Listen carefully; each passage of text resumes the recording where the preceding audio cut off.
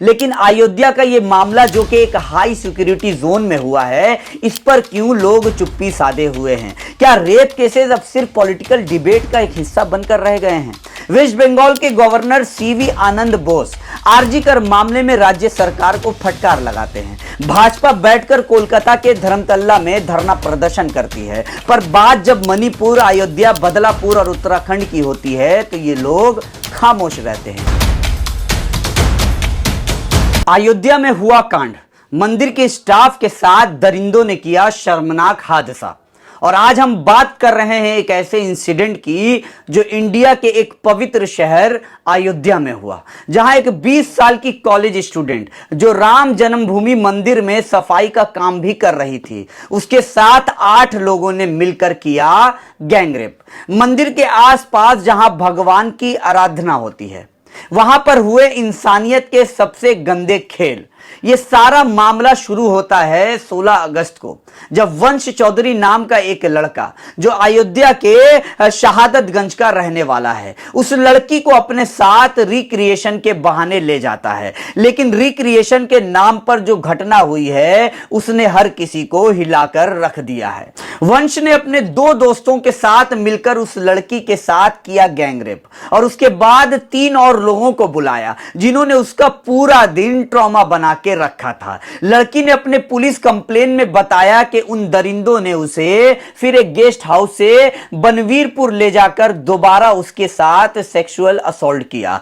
पहले 3 लोग, फिर और 3 लोग। लड़की का पूरा दिन एक कभी खत्म ना होने वाले डर और दर्द में गुजर गया। यह उसने अपने बयान में, यानी लड़की ने अपने बयान में खुद कहा है। देखिए, एक तरफ है मंदिर की पवित्रता और दूसरी तरफ है इंसानियत को गले लगाते ये पाप। ये दरिंदगी सिर्फ यहीं खत्म नहीं हुई।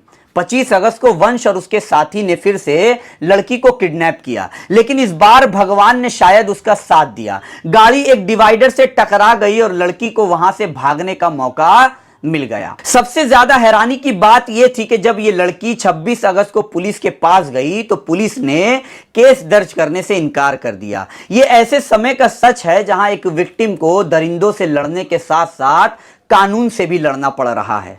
आखिरकार 2 सितंबर को केस रजिस्टर्ड होता है और 8 लोगों को गिरफ्तार किया जाता है। बता दें आपको कि सेक्शन 127(2), सेक्शन 75 और सेक्शन 70(1) के तहत 8 आरोपियों को गिरफ्तार किया गया है। लेकिन सवाल यह उठता है कि जब इतनी बड़ी घटना हुई है तो क्यों मीडिया और पॉलिटिकल पार्टीज चुप हैं? क्या इस देश में अब हर रेप के लिए पॉलिटिक्स करना जरूरी है? क्यों हर नजर आरजी कर हॉस्पिटल मामले में लगी हुई है, जबकि अगस्त से लेकर, यानी 9 अगस्त से लेकर अब तक कई ऐसे केसेस हमारे देश में हो चुके हैं। आंकड़े बोलते हैं कि हमारे देश में हर 16 मिनट में एक रेप केस रिपोर्ट किया जाता है। तो क्या हम ऐसे हादसों पर आंख मूंद लेते हैं? और यह सिर्फ एक मामला नहीं है, भारत में ऐसे कितने ही मामले हो रहे हैं जिनके बारे में हम या तो चुप हैं जानबूझकर, या हमें कुछ पता ही नहीं है। यह सोचने वाली बात है कि हर 16 मिनट में एक नई जिंदगी को बर्बाद किया जाता है, लेकिन हमारे सिस्टम का रिस्पॉन्स क्या है? सिर्फ चुप रहना। वही नेशनल रेप आंकड़ा यह बताता है कि 9 अगस्त से अब तक, यानी वीडियो रिकॉर्ड करने तक, देश में लगभग 567 रेप केसेस दर्ज हो चुके हैं, जिनमें उत्तर प्रदेश से 92 मामले, दिल्ली से 78, महाराष्ट्र से 64, बिहार से 45 और वेस्ट बंगाल से 38। और सबसे बड़ा सवाल यह उठता है कि मीडिया और राजनीति कहां है? आज हर जगह आरजी कर हॉस्पिटल के केस का चर्चा हो रहा है, जो सही भी है और होना भी चाहिए। लेकिन अयोध्या का यह मामला जो कि एक हाई सिक्योरिटी जोन में हुआ है, इस पर क्यों लोग चुप्पी साधे हुए हैं? क्या रेप केसेस अब सिर्फ पॉलिटिकल डिबेट का एक हिस्सा बनकर रह गए हैं?